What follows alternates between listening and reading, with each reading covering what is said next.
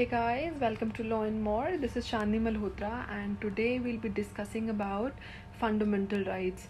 So we're already preparing for the UGC NET exam and this tutorial is going to help you not only with that but also for the UPSC aspirants, those who want to learn in depth about fundamental rights. So without further ado, let's get started. So fundamental rights. First of all, try to understand what is the meaning of fundamental rights. So as the very word explains, fundamental, something which is very basic, without which you cannot lead a happy and respectful life.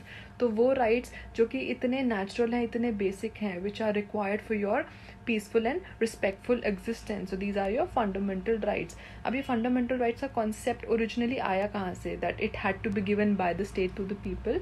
So in the year 1215, it was King George of England who had for the first time given some fundamental rights to its people. तो जिस document में उन्होंने fundamental rights अपने citizens को दिए थे, that document is called Magna carta. So the question can come on this also. So Magna carta, it was like a charter. It became the first document by virtue of which King George of England in the year 1215 had given fundamental rights. इस पे question आया हुआ है पहले that इसमें जो rights fundamental rights दिए गए थे उनका नेचर क्या था. So were these like the fundamental rights or the statutory rights or moral rights or something. So ये basically statutory rights की फॉर्म में दिए गए थे. तो जब मैग्ना कार्टा आया था, बाद में वहाँ के लेजिस्लेचर ने एक स्टैच्यूट बना के राइट्स लोगों को दिए थे. So these were initially called statutory rights. अब आपको पता होना चाहिए कि इंग्लैंड में इन फंडामेंटल राइट्स को नेगेटिव राइट्स बोला जाता है. नेगेटिव राइट्स क्यों बोलते हैं? Because these are basically the negative obligations of the state and the same negative rights expression we have adopted in India also. So in India also the rights given under part 3 of the constitution, जिनको हम fundamental rights बोलते हैं, these are the negative rights. क्योंकि हमारे संविधान में ऐसी language लिखी गई है, उसमें ये नहीं लिखा गया कि हम आपको राइट दे रहे हैं. उसमें ये लिखा गया है कि जो स्टेट है वो ऐसा नहीं करेगी अपने नागरिकों के साथ. For example article 14 says that the state shall not deny. तो स्टेट ऐसा नहीं करेगी. State shall not deprive anybody from a particular thing. So because of the kind of a language, since we are imposing a lot of negative things on the state, the fundamental rights under part 3 of the constitution of India are also called negative rights. अगर हम इसके contrary देखें तो जो directive principles of state policy जो कि part 4 में दिए गए हैं, they are also called positive rights, because हमने उसमें जो निर्देश दिए हैं state को, these are all positive, कि state ऐसा करेगी, ऐसा करने का endeavor करेगी. So part 3, part 4 fundamental rights, DPSP, negative rights and positive rights. एक और इसमें क्वेश्चन आ सकता है कि जो फंडामेंटल राइट्स है, they are also called first generation rights, और जो डायरेक्टिव प्रिंसिपल्स हैं, they are also called second generation rights. Okay, this is what you should know about it. Then you should know कि जो fundamental rights का concept हमारे संविधान में है, ये हमने कहाँ से बोरो किया था. So this concept we had borrowed from the US constitution. पर इसका मतलब ये नहीं कि हमने एक एक फंडामेंटल राइट वहीं से लिया था. So for instance you talk about article 21, that is fundamental right to your life and personal liberty. तो ये वाला जो राइट है, this we had adopted from the Japanese constitution. Japanese constitution को मेजी कॉन्स्टिट्यूशन भी बोलते हैं. It's MEIJI and it had come into force in 1957. तो जब बेसिकली हमारा कॉन्स्टिट्यूएंट असेंबली बनी थी, उससे एक साल पहले ही इनका संविधान आया था. And our constitution makers, they were so liberal in their approach कि उन्होंने इतने नए कॉन्स्टिट्यूशन में से भी आर्टिकल 21 को अडॉप्ट किया था. सो जो आर्टिकल 21 का जो लैंग्वेज है, except according to the procedure established by law, it was adopted from the Japanese constitution. This really shows that we were ready to, explore even with the new constitution. So that shows how optimistic our constitution makers were. And today even it's article 21 which is the most important right. Abhi Supreme Court ne 21 ko itna widely interpret kiya that it has got not just one right which is specifically mentioned, but even 30 other fundamental rights also. So this is about the background. The fundamental rights का exact मतलब क्या है, कैसी definition कहीं पे दी हुई है part 3 में. So it has not been defined anywhere. However, in the case of IC Golaknath, Supreme Court tried defining fundamental rights by stating that fundamental rights are natural rights and they are non-transferable. So I cannot transfer my fundamental right to my mom or anybody. It cannot be transferred. Okay, and what else you should know about this is in the general context that yes, that the very word So what else you should know about fundamental rights in general is that ये जो हम word इस्तेमाल कर रहे हैं fundamental rights part 3 में, ये word कौन कौन से आर्टिकल्स में मैंशनड है. So you will actually find that there is only one article under part 3 which specifically uses the word fundamental rights. उसके अलावा आप पूरे पार्ट 3 में देख लेंगे तो आपको वर्ड पार्ट 3 ही देखने को मिलेगा, या पार्ट वर्ड इस्तेमाल किया हुआ है. But the word fundamental right as such is mentioned only under Article 13. This is what again is an important question. Now let's come to the specific provisions. So part 3 में कितने articles हैं? It begins from Article 12 and extends up till Article 35. तो Article 12 और जो 13 है इसमें as such कोई fundamental rights आपको granted नहीं है. It's from Article 14 onwards that you've been given a lot of fundamental rights. So Article 12 और 13 करते क्या हैं basically? आर्टिकल 12 आपको ये बताता है कि जितने भी फंडामेंटल राइट्स दिए हुए हैं पार्ट 3 में, आप उनको किसके अगेंस्ट इन्फोर्स कराओगे. It means which body if takes away your fundamental right, so you can go to the supreme court और हाई कोर्ट और उनके अगेंस्ट अपने राइट्स को इन्फोर्स करा रहे हो. तो वो कौन है जिसके अगेंस्ट आप इन्फोर्स कराएंगे, जिसको हम स्टेट बोलते हैं आर्टिकल 12 में. That is defined. आर्टिकल 13 में क्या डिफाइंड है कि आप जो स्टेट के अगेंस्ट अपने फंडामेंटल राइट्स इन्फोर्स करा रहे हो वो स्टेट के किस एक्शन के लिए इन्फोर्स करा रहे हो. स्टेट ऐसा क्या कर सकती है कि वो आपके फंडामेंटल राइट्स को इन्फ्रेंच कर सकती है, कर्टेल कर सकती है या उसको एब्रिज कर सकती है. तो वो कौन से एक्शन ऑफ द स्टेट के लिए आप अपने फंडामेंटल राइट्स को इन्फोर्स करा सकते हो. That is given under article 13. Now without further do let's get started with the study of Article 12 in detail. So Article 12 as I told you it defines state. कुछ चीज़ें हमें दिमाग में रखनी होंगी इसमें. जो स्टेट की डेफिनेशन है आर्टिकल 12 में, it is very wide, it is inclusive. Inclusive का मतलब क्या होता है, तो जो कैटेगरीज आर्टिकल 12 में एन्यूमरेटेड है, अगर उससे मिलती जुलती कोई और कैटेगरी अगर कल को स्टेट को या सुप्रीम कोर्ट को मिलती है तो उसको भी हम आर्टिकल 12 में इंक्लूड कर लेंगे. So it is inclusive definition. It means there is some area, some space wherein we can accommodate more which have similar nature.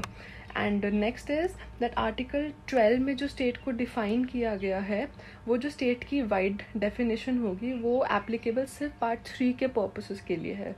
तो अगर आप पार्ट 3 के अलावा कॉन्स्टिट्यूशन में कहीं पर भी स्टेट वर्ड को आप पढ़ते हैं तो उसका सेम मतलब नहीं होगा जैसा कि आप आर्टिकल 12 में डिफाइन कर रहे हैं. बिकॉज आर्टिकल 12 में हम स्टेट को इतना वाइडली इसलिए डिफाइन करते हैं कि अगर कोई भी स्टेट की एजेंसी भी अगर आपके फंडामेंटल राइट्स को वायलेट करती है तो आप उसको इन्फोर्स करा सकते हो.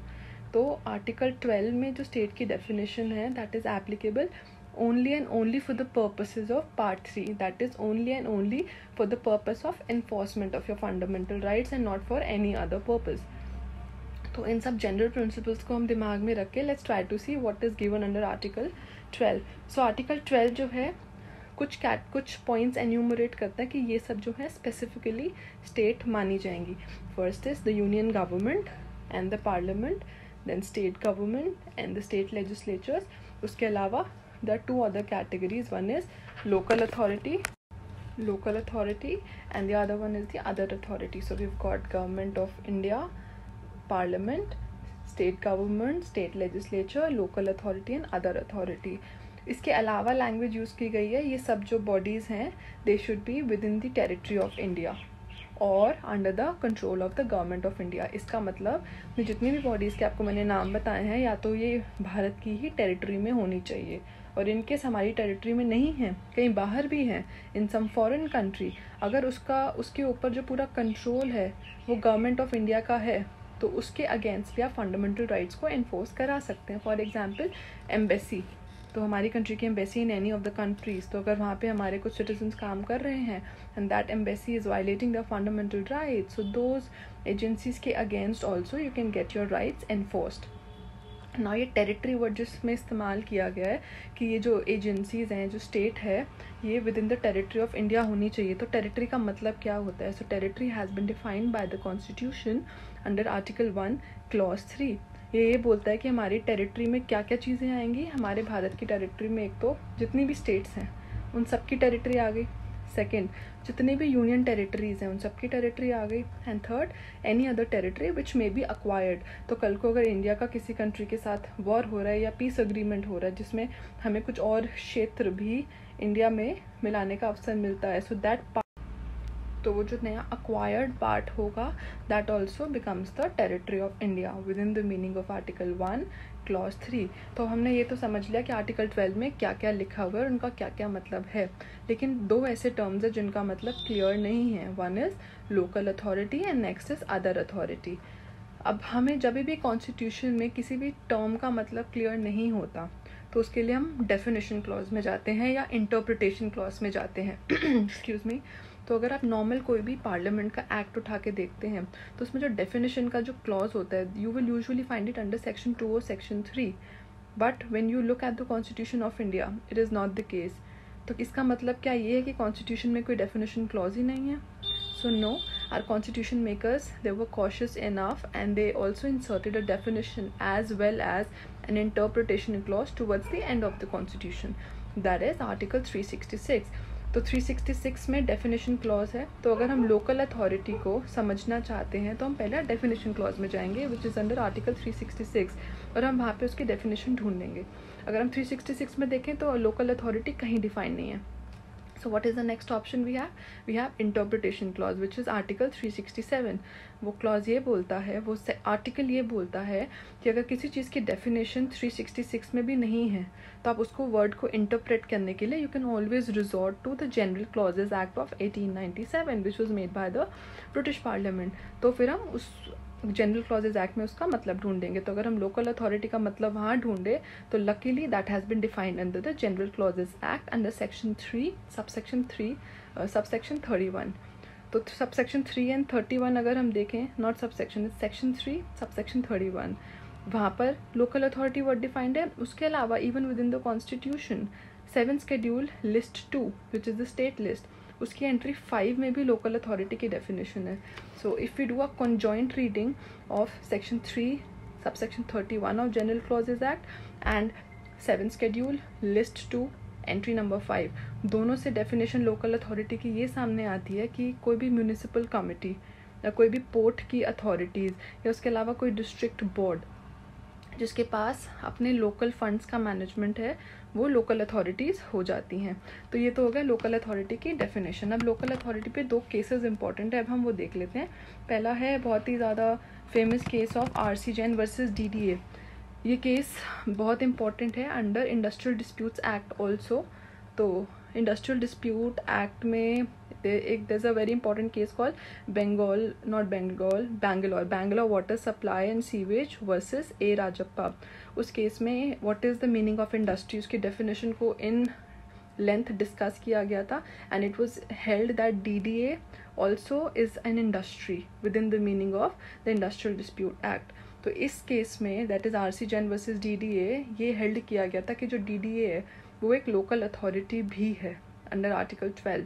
इट मीन्स इसके अगेंस्ट भी फंडामेंटल राइट्स को इन्फोर्स किया जा सकता है। The second case which is very important is Mohammad Yasin versus town area committee, 1952 का केस है। इस केस में जो म्यूनिसिपल कॉरपोरेशन है उसको बोला गया था कि it is also a local authority. तो अगर म्यूनिसिपल कॉरपोरेशन में जो लोग काम कर रहे हैं अगर उनके फंडामेंटल राइट वायलेट होता है तो वो आर्टिकल 12 में म्यूनिसिपल कॉरपोरेशन को स्टेट की डेफिनेशन में कवर करते हुए they can go to the court for the enforcement of their fundamental rights। However, इस केस में सुप्रीम कोर्ट ने ये बोला था कि कोई भी municipal corporation just because it's a municipal corporation does not mean that it is a state. कुछ फीचर्स हैं जो कि कोर्ट को दिमाग में रखने चाहिए while deciding whether an entity is a state or not for the purpose of article 12, which is कि वो जो बॉडी है उसके पास कुछ अपनी ऑटोनॉमी होनी चाहिए। It should have some independence of its own। Second, it should also have some legal existence, so it should have been created by some statute, by some law। उसके अलावा it should have some control over the funds also। तो जो municipal corporation के अपने local funds होते हैं उसका control क्या म्यूनिसिपल कॉरपोरेशन के पास ही है। तो ये कुछ फैक्टर्स बोले थे सुप्रीम कोर्ट ने which needs to be considered while rendering an authority the state within the meaning of article 12। ये तो हो गया लोकल अथॉरिटी जिसकी डेफिनेशन स्पेसिफिकली गिवन है और इसके ऊपर दो case. Next is other authority. Other authority जो है अगर हम वो आर्टिकल 366 का रूल देखें तो पहले डेफिनेशन क्लॉज में हम जाएंगे, वहाँ पे डिफाइन नहीं है। फिर हम आर्टिकल 367 में गए, उसने कहा कि इंटरप्रिटेशन के लिए आप जनरल क्लॉजेज एक्ट में जाइए। हम वहाँ गए, वहाँ पर भी अदर अथॉरिटीज डिफाइन नहीं है। What is the next thing, how do I find out the meaning of other. तो अदर अथॉरिटी को basically it was left up to the discretion of the constitutional courts, which is Supreme Court and High Court, and they had to actually find out the true meaning of other authorities. अब हम इसमें काफ़ी सारे cases करेंगे. General perception you should no is initially court का जो approach था वो थोड़ा सा नैरो था इन डिफाइनिंग अदर अथॉरिटीज़ क्या होता है, and with time it became very liberal. Purpose क्या था? सुप्रीम कोर्ट ने रियलाइज़ किया कि जो स्टेट का नेचर है in the present 21st century, it is a welfare state. Welfare state क्या होता है? That state has to look after all the welfare activities for the citizens. तो अगर हम पानी की बात करें, बिजली की बात करें, even basic trade and commerce की बात करें, तो स्टेट का हर जगह कहीं ना कहीं इन्वॉल्वमेंट है. तो अगर कहीं ना कहीं स्टेट का इन्वॉल्वमेंट है, चाहे वो डायरेक्टली है, चाहे वो इनडायरेक्टली है, चाहे वो लोगों के अपॉइंटमेंट के लिए, ट्रांसफ़र के लिए है, उनके ऊपर जो रूल्स एप्लीकेबल हो रहे हैं वो बनाने के लिए है. तो अगर ऐसा कुछ भी प्रकार का स्टेट का इन्वॉल्वमेंट होता है तो उस सिचुएशन में वो जो एंटिटी है वो कहीं ना कहीं स्टेट के एक एजेंट बन जाती है. तो अगर उससे भी लोगों के उनके जो मूल अधिकार है उसका हनन हो रहा है, उनके फंडामेंटल राइट्स का वायलेट हो रहा है, तो वो जो एंटिटीज़ हैं, वो जो एजेंट्स हैं, दे आर ऑल्सो रिस्पॉन्सिबल. तो उनको आर्टिकल 12 में स्टेट मान लिया जाएगा और उनके अगेंस्ट भी जो सिटीजन्स हैं वो अपने फंडामेंटल राइट्स को इन्फोर्स करा लेंगे. तो let's try to see what are the different cases. इसमें एक चीज़ आप ध्यान रख सकते हैं, that this article 298 of the constitution.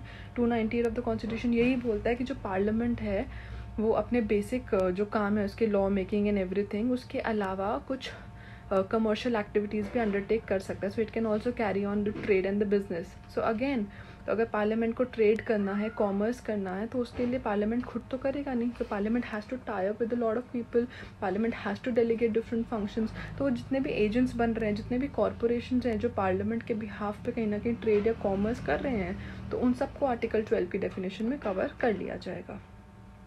Now the first case which is very important here is, I told you पहले नैरो अप्रोच था, फिर हम वाइड की तरह जाएंगे. तो first is university of Madras versus Shantabai. ये मद्रास हाई कोर्ट का जजमेंट है. इसमें कोर्ट ने ये बोला था कि जब भी हम आर्टिकल 12 में अदर अथॉरिटीज़ वर्ड को इंटरप्रेट कर रहे हैं in order to ascertain its true meaning, तो अलग अलग रूल्स ऑफ इंटरप्रिटेशन होते हैं. एक सब्जेक्ट है इंटरप्रिटेशन ऑफ स्टैट्यूट्स, आपने पढ़ा होगा. उसमें एक रूल है, रूल ऑफ एडजस्टम जेनेरिस. तो मद्रास हाई कोर्ट ने बोला कि आर्टिकल 12 में अदर अथॉरिटीज़ वर्ड का रियल मतलब समझने के लिए हमें एडजस्टम जेनेरिस रूल को अप्लाई करना चाहिए. अब ये रूल का मतलब क्या होता है कि जहाँ पर किसी भी लेजिस्लेशन में कुछ क्लास ऑफ थिंग्स मेंशन्ड है, कुछ कैटेगरीज मेंशन्ड है, तो उसमें जो जनरल टर्म होता है, जनरल टर्म का मतलब हम कैसे समझेंगे? In the light of the specific terms. I give an example your. For example कोई लेजिस्लेशन है जो कहती है कि स्टेट जो है इन ABC चीज़ों पर टैक्स लगा सकता है. वो ABC चीज़ें क्या हैं? से धूप, अगरबत्ती एंड अदर फ्रेग्रेंट ऑब्जेक्ट्स या फ्रेग्रेंट थिंग्स. तो इसमें जनरल क्या हो गया? Fragrant things. बहुत जनरल चीज़ है क्योंकि जिस भी चीज़ से खुशबू आती है वो सब फ्रेग्रेंट चीज़ें हो गई.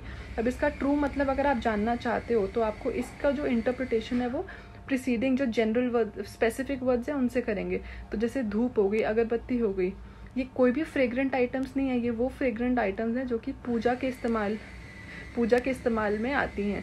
तो अदर फ्रेग्रेंट में भी वही चीज़ें आएंगी जिसमें वन खुशबू भी आती हो और उसका उपयोग क्या है कि वो पूजा करते वक्त काम आते हैं. ये नहीं कि आप उसमें परफ्यूम भी, टॉयलेटरीज, जिस चीज़ में खुशबू आती है आप सब ऐड कर दोगे, right? So this is the rule of adjustum generis. So in this particular case of Shantabai, Madras High Court said that this rule should be applied to interpret other authorities under Article 12. However, in the next case, that is Ujjam Bhai versus State of UP, Supreme Court reversed this finding of Madras High Court. Supreme Court said that rule of adjustum generis is not very suitable in order to interpret other authorities under Article 12. क्योंकि इससे क्या है, बहुत ही narrow meaning आएगा. But the purpose of Article 12 is something beyond. It tends to define the term state for the purpose of enforcement of fundamental rights. So we really have to interpret it widely. तो adjustum generis के rule की applicability को negate कर दिया गया था, नकार दिया गया था. Now the next case is Electricity Board Rajasthan versus Mohanlal. इस केस में जस्टिस के मैथ्यू ने एक नया डॉक्ट्रिन निकाला था आर्टिकल 12 को इंटरप्रेट करने के लिए. That's called doctrine of agency. तो उन्होंने ये बोला था कि अगर कोई भी एंटिटी है, अगर हम डिसाइड करने की कोशिश कर रहे हैं कि ये अदर अथॉरिटीज़ है या नहीं है आर्टिकल 12 में, तो हम देखेंगे कि क्या वो स्टेट की एजेंट है. नो, एजेंसी का प्रिंसिपल टॉट में भी है, आपने पढ़ा होगा. तो इसमें बेसिकली एक प्रिंसिपल एजेंट रिलेशन होता है. तो एक प्रिंसिपल है, एक एजेंट है. तो अगर एजेंट प्रिंसिपल के काम करते वक्त कोई भी चीज़ करता है, कोई भी ऐसा एक्शन करता है जिससे किसी को कुछ लॉस होता है, तो जो प्रिंसिपल है वो लायबल है अपने एजेंट लाइबिलिटी है प्रिंसिपल की for the actions of the agent. तो इस केस में जस्टिस के मैथ्यू ने ये बोला कि अगर कोई भी ऐसी बॉडी या इंस्टीट्यूशन या ऑर्गेनाइजेशन स्टेट के एजेंट की तरह काम कर रही है, अब स्टेट की एजेंट कब मानी जाएगी, उसका उन्होंने टेस्ट बोला that body has bin constituted by the law of the parliament और बाय द कॉन्स्टिट्यूशन। तो अगर किसी भी बॉडी का क्रिएशन जो है संविधान के अंतर्गत हुआ है या पार्लियामेंट के किसी स्टैचूट के अंतर्गत हुआ है, तो मान लिया जाएगा कि वो एक स्टेट की ही एजेंसी की तरह काम करिए। For example Prasar Bharati this body has been created under the Prasar Bharati act and this act has been passed by the legislature. तो इस डॉक्ट्रिन के हिसाब से वो उसका एक एजेंट, प्रसार भारती बोर्ड जो है वो स्टेट की एक एजेंट हो गई, क्योंकि वो उसी के स्टैचूट द्वारा क्रिएट की गई है। तो उस हिसाब से इस केस में इलेक्ट्रिसिटी जो बोर्ड है उसको भी स्टेट मान लिया गया था आर्टिकल 12 में। ये जो डॉक्ट्रिन ऑफ एजेंसी है इसी को अप्लाई किया गया था in the next case called Sukhdev Singh versus Bhagat Ram, और इसी टेस्ट के बेसिस पे कुछ 2-4 ऑर्गेनाइजेशंस को भी स्टेट बोल दिया गया था। फॉर एग्जाम्पल FCI को बोल दिया गया था, ONGC को बोल दिया गया था, LIC। सो इन सबको डॉक्ट्रिन ऑफ एजेंसी जो कि के मैथ्यू ने बताया था पिछले केस में इलेक्ट्रिसिटी बोर्ड में, वो अप्लाई करके इन सब बॉडीज़ को भी स्टेट की डेफिनेशन में कवर कर दिया गया। और अब इन सब के अगेंस्ट सिटीजन्स कोर्ट में जा सकते हैं अपने फंडामेंटल राइट्स को इन्फोर्स कराने के लिए। उसके बाद अब थोड़ी सी पोजिशन चेंज हुई, change in terms of widening the scope of other authorities. It was basically due to justice Bhagwati.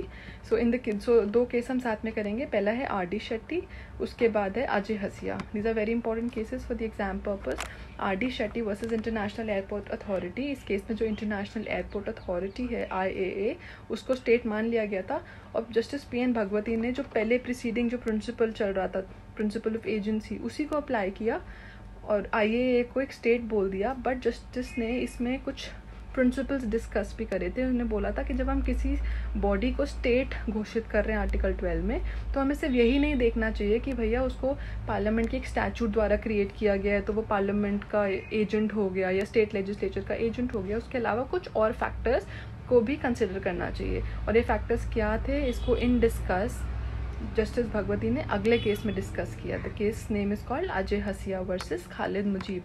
इसमें बहुत सारे टेस्ट्स बोले और एक टेस्ट पे सबसे ज़्यादा इंपॉर्टेंस दी गई। बाकी टेस्ट क्या बोले, एक तो ऑफ कोर्स जो एजेंसी वाला प्रिंसिपल था, जस्टिस भगवती ने बोला येस वी शुड कंसिडर कि क्या ये जो बॉडी है वो पार्लियामेंट के स्टैचूट द्वारा क्रिएट की गई है या स्टेट लेजिस्लेचर के स्टैचूट द्वारा क्रिएट की गई है। उसके अलावा हमें ये भी देखना चाहिए कि जो उसके जो मेन बोर्ड के मेंबर्स हैं उनका अपॉइंटमेंट क्या सरकार कर रही है या उनका ट्रांसफ़र सरकार के हाथ में है, या उनका जो फंड है वो सरकार ग्रांट्स में दे रही है, डोनेट कर रही है। ये सब चीज़ें तो हमें देखनी चाहिए कि गवर्नमेंट का कितना कंट्रोल है। उसके अलावा we should not just see how that body was created, we should also see why that body was created. It means कैसे क्रिएट करी, स्टैचूट से क्रिएट करी तो एजेंट हो गया, तो चलो स्टेट मान लो, लेकिन क्यों क्रिएट की गई थी। So even if it's a normal private body, लेकिन उसको क्रिएट इसलिए किया गया क्योंकि एक पब्लिक पर्पस को सर्व करे। So if a body has got a public purpose to serve, that is the very purpose behind its creation, so that may also be held to be the state within the definition. Purpose क्या है कि ये नहीं कि कोई private body काम तो वो पब्लिक नेचर का कर रही है तो वो अपने जो एम्प्लॉयज़ हैं जो कि सिटीजन्स ऑफ इंडिया है उनके फंडामेंटल राइट्स वायलेट कर रही है। तो कोर्ट ने बोला no, even if now a private person who is violating somebody's fundamental right, उस प्राइवेट पर्सन को भी हम आर्टिकल 12 में कवर कर सकते हैं, प्रोवाइडेड वो जो बंदा काम कर रहा हो या तो पब्लिक पर्पस में काम कर रहा हो और या तो वो सरकार का एजेंट हो, according to the principle of agency given by justice K Mathew. Okay, एक केस, 2-3 केसेस में और है जो पेपर में आ सकते हैं। तो एक केस है Chandramohan Khanna versus Union of India. इस केस में बोला था कि जो NCERT है it is not a state under article 12, तो आप इसके अगेंस्ट फंडामेंटल राइट्स को इन्फोर्स कराने के लिए हाई कोर्ट सुप्रीम कोर्ट नहीं जा सकते। उसके अलावा this case Zee Telefilms Limited versus Union of India, Supreme court ने बोला था कि जो BCCI है it is not a state. एक लेटेस्ट केस है इसमें, वो भी आप कर लीजिए, that's doctor Janet Jeypaul versus SRM university. तो इस केस में जो जितनी भी अभी डीम्ड यूनिवर्सिटीज़ हैं, जैसे इंडियन लॉ इंस्टीट्यूट हो गई, SRM university in this particular case, जो रियल यूनिवर्सिटीज़ नहीं होती बट उनको डीम मान लिया जाता है ये यूनिवर्सिटीज़ हैं, तो उनको भी स्टेट के डेफिनेशन में कवर कर दिया गया। तो अगर वहाँ पर भी फंडामेंटल राइट्स वायलेट हो रहे हैं, इन्फ्रिंज हो रहे हैं, एब्रिज हो रहे हैं, तो उनके अगेंस्ट भी रिट इशू हो सकती है for the enforcement of fundamental rights. The last topic that you should do here is, क्या जुडिशरी भी एक स्टेट है जिसके अगेंस्ट आप अपने फंडामेंटल राइट्स इन्फोर्स करा सकते क्योंकि अगर हम स्पेसिफिकली आर्टिकल 12 देखें तो उसमें कहीं जुडिशरी नहीं है, उसमें एग्जीक्यूटिव और लेजिस्लेचर मेंशन्ड है. So state includes union government and the parliament, state government and the state legislature. It is not talking about the judiciary per se. So is judiciary also a part of article 12? क्योंकि अगर judiciary state है article 12 के तहत, it means अगर judiciary के हाथों भी किसी के फंडामेंटल राइट्स का हनन होता है तो आप उसके अगेंस्ट भी रिट इशू करा सकते हैं. तो इसमें हम बेसिकली 2 केसेस करेंगे. Position is still not very clear. First is Naresh versus state of Maharashtra. इसमें सुप्रीम कोर्ट ने क्लियर कट बोला no, so judiciary is not a state, so there is no writ which lies against judiciary for the enforcement of the fundamental rights. The next case, which is a very celebrated judgment of A.R. Antule versus R.S. Nayak, it was a 7-judge bench. इसमें supreme court ने directly तो नहीं बोला था कि आप judiciary के against fundamental rights को इन्फोर्स करा सकते हो, बट ये ज़रूर बोला था कि जुडिशरी जो है it is also a state. Though Supreme Court also said that you cannot enforce your fundamental rights against the judiciary, but then somehow indirectly it said that judiciary is somehow a state also. So that's about this lecture, which is all about Article 12. In my upcoming video I'm going to talk about Article number 13 also. I hope you liked the video and I made things clearer. I tried to give you most of the celebrated judgments and anything and everything which you should have known about this topic. I tried to cover it. For any question you can always drop a comment in the comment section, and please like it, subscribe it and share it. Bye bye.